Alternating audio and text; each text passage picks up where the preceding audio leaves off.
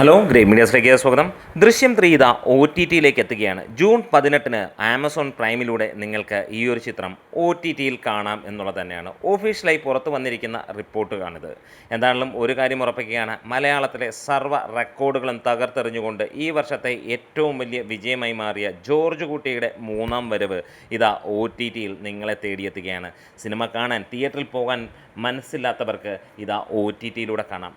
Cinema പലവട്ടം തിയേറ്ററിൽ കണ്ടിട്ട് വീണ്ടും ഒന്നും കൂടെ കാണണമെന്ന് മോഹമുള്ളവർക്കും OTTയിലൂടെ കാണാം എന്നുള്ളത് തന്നെയാണ്. എന്താണെങ്കിലും ജൂൺ 18 OTT അങ്ങ് ബ്ലോക്കാകും എന്നുള്ളത് ഉറപ്പിക്കാം. അത്രത്തോളം ജനങ്ങളായിരിക്കാം ഇടിച്ച് കയറാൻ പോകുന്ന ഈ ഒരു സിനിമയ്ക്ക് വേണ്ടി.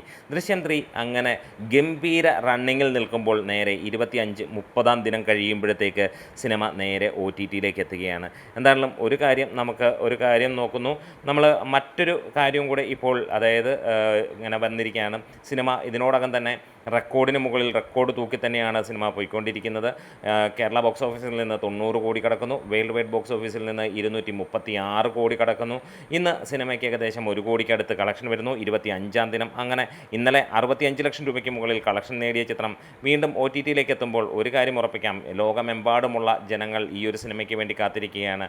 തമിഴ് ഡബ് ചെയ്തിരിക്കുന്നതൊക്കെ തമിഴന്മാരടക്കം എല്ലാവരും നോക്കിയിരിക്കുന്നു. 4-ാം വാരത്തിലും ഗംഭീരമായിട്ടുള്ള ആ ഒരു നമുക്ക് തിയേറ്ററിൽ ലിസ്റ്റായിരുന്നു സിനിമയ്ക്കുള്ളത്. എന്നിട്ടും എത്രയും പെട്ടെന്ന് എത്തുന്ന ഒരു കാഴ്ചയാണ് സിനിമ വരുന്നത്. ഒരു പക്ഷേ 50 ദിവസമൊക്കെ തിയേറ്ററിൽ ഓടിയിരുന്നെങ്കിൽ തീർച്ചയായും കേരള ബോക്സ് ഓഫീസിൽ നിന്ന് ഈ സിനിമ 100 കോടി നേടുമെന്നുള്ളത് ഉറപ്പ് തന്നെയായിരുന്നു.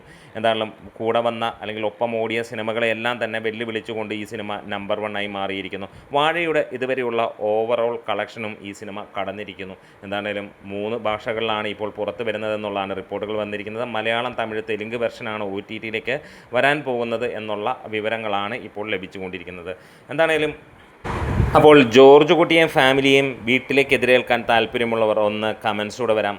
തകർക്കട്ടെ, അതിഗംഭീരമാക്കട്ടെ. വീണ്ടും 1000 കോടിയിലേക്ക് മോഹൻലാൽ സിനിമ എത്തുന്നു.